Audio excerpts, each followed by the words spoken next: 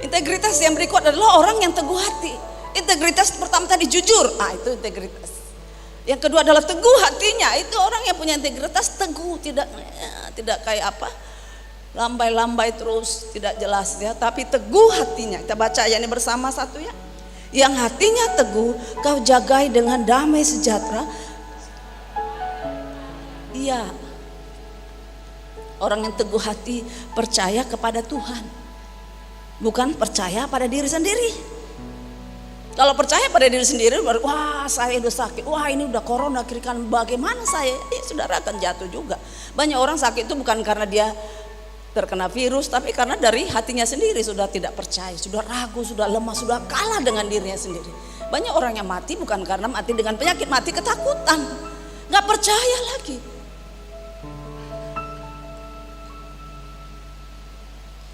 Ya, seperti kemarin saya lihat di WA saya, tolong doakan aku, mami, dia tunjukkan air mata gitu banyak. Wah, ini anak, saya pikir kenapa? Saya coba telepon dia, nggak diangkat.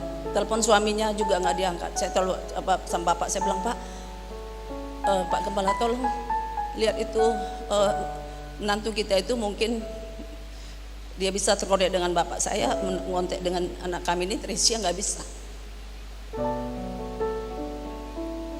Lalu bapak coba bilang, coba angkat, dia bilang, ya sudah, saya sudah berdoa tadi. Saya tanya, ada apa nak? Kemudian dia bilang, video call. Dokter menemukan sesuatu pada penyakit saya. Saya bilang, jangan takut. Walaupun kita bilang itu dengan air mata ya, kita bicara itu memang jangan takut, tapi kita memang secara manusia kita juga bisa mengungkapkan kejujuran kita sedih. Saya bilang jangan takut, nah kita punya Tuhan, ayo kita berdoa. Sambil di mobil ayo berdoa, kami bahasa roh berdoa, kita menyembah. Saya bilang kita tengking segala ketakutan dirimu, ketengking kekhawatiran tengking, kita percaya Tuhan ajaib. Ya dia menangis-nangis di mobil. Kita percaya walaupun keadaan itu terjadi, kita percaya walau masalah sedang dihadapi, hatinya teguh. Tuhan memerlukan orang-orang punya integritas yang hatinya teguh, hatinya kuat walaupun ada masalah, ada kesulitan, teguh hatinya kepada Tuhan. Kita lihat ayat selanjutnya atau keterangan. Damai sejahtera itu adalah, ya masih damai sejahtera. Damai sejahtera dan kebenaran berjalan beriringan. Kenapa kita bisa punya damai? Kalau kita berjalan dalam keiringan, kebenaran, jadi berjalan bersama. Damai dan kebenaran itu berjalan bersama. Tidak ada orang di luar sana bisa berkata aku damai tapi tidak kenal firman. Oh, tidak mungkin. Tidak akan ada damai sejahtera tanpa kekudusan. Tidak mungkin dia bisa merasakan damai kalau dia hatinya itu, wah, hidupnya itu, perbuatannya semua, wah, sesuatu yang sombong, yang apa segala macam. Tidak mungkin dia merasa damai walaupun dia paksa senyum. Semua itu adalah hanya di luar, sementara di hatinya dia sedang menangis. Hatinya hancur, di dalam itu sudah remuk redam. Saya bilang nggak apa-apa, aman, semua aman. Tidak mungkin. Karena dalam dia ada menyimpan satu kebobrokan, keburukan, dia tidak akan mengalami. Teguh hatinya itu adalah siapa? Mereka yang bersandar yang bersandar pada Tuhan. Kenapa kita bisa teguh? Bersandar pada kita, pada semua pandemi yang sedang terjadi, pada vaksin. Tidak menjamin vaksin itu semua, tapi itu harus kita jalani. Untuk langkah penjagaan pada diri kita, tanggung jawab kita untuk kesehatan kita. Tapi bukan bersandar pada hal itu. Penuh percaya kepada Tuhan, percaya diri pada Tuhan. Kita tidak akan punya kepercayaan apapun kalau kita melihat pada kondisi kita, pada keadaan kita sekarang, keuangan kita. Ini mau lebaran misalnya, mungkin harga-harga sembako dan semua yang lain mulai naik. Tidak takut menjalani hidup dengan Tuhan. Dia percaya, walaupun dia lihat masalah itu ada, dia tidak takut. Memiliki kekuatan, memiliki ketetapan. Dan orang berkata, ya Bu, saya akan bisa merasakan damai sejahtera kalau saya melihat suasana hidup saya, ya ada gambaran seperti ini. Nextnya, saya ada di situasi ini, saya pasti damai sejahtera Bu. Saya melihat ada matahari bersinar, Ada pohon-pohon yang hijau, ada air yang tenang biru, sejuk, segar. Saya bisa di sana menikmati cuci kaki, cuci muka, cuci tangan, bawa sabun, bawa masker, ya kan, bawa spesial. Saya melihat gunung yang indah, saya bisa selfie di sana. Barulah itu namanya damai sejahtera, Bu. Saya nggak mengalami tekanan ini, tekanan ini, tekanan ini. Ada orang versinya seperti itu. Tapi kapan itu kita alami? Kapan bisa terjadi dalam hidup kita? Kalau udah seperti itu baru saya tenang, Bu. Saya melihat ke kiri enak, ke kanan enak, ke belakang enak, semua enak. Itu baru namanya damai, Bu. Tapi ada versi yang kedua. Ya, next gambarnya. Lalu orang bertanya pada dia, kau memilih gambar yang mana? Saya memilih gambar yang kedua. Loh, kok bisa? Saya tadi memilih gambar beginilah damai sejahtera. Dia berkata tidak, saya memilih gambar yang kedua ini. Karena hidup ini perlu apa? Perlu pergumulan. Perlu namanya kita punya perjuangan yang berat hidup ini. Ombak yang besar, mendung, gelap, angin, petir, sambar menyambar, itu kehidupan dunia.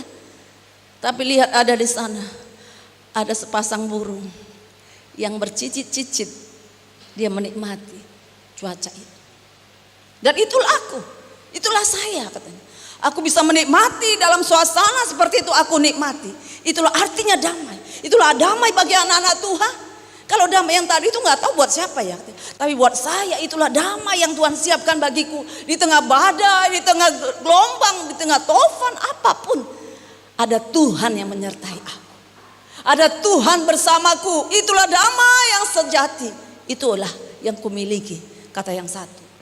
Yang satu mulai tunduk dan berpikir, iya ya, kapan bisa aku alami seperti ini? Ada tempat yang indah, ada angin yang segar, semuanya menurut pemikiranku sendiri. Tapi ternyata dunia ini berbicara yang lain.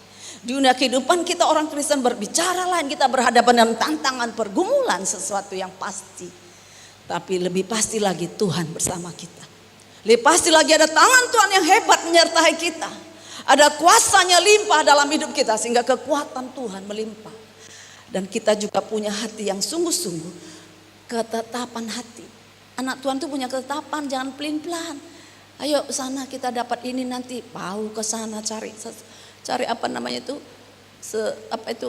penglaris apa segala macam. Hancurlah segalanya. Dia cari yang di luar dari Kristus hancur. Seekor katanya kecoa itu, saya tidak usah gambarkan kecoa kan, karena tahu ya, kalau kecoa datang, Bapak Ibu yang tidak pernah loncat 2 meter bisa. Yang tidak bisa naik manjat 2 meter bisa, ya kan? Nggak bisa lari seperti Lisa, memang udah juara lari ya Lisa ya. Yang tidak bisa lari 10 meter itu 1 menit bisa, cop bisa. Karena udah kecoa, ya kan? Kita tiba-tiba menjadi atlet karena takut.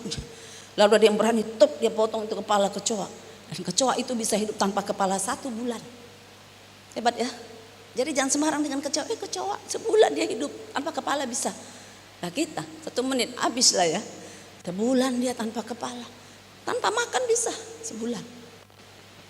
Hebat ya, nggak sangka ya binatang lemah itu sebulan tanpa kepala tidak makan bisa, tapi tanpa minum kehausan itulah akhirnya dia mati lemas.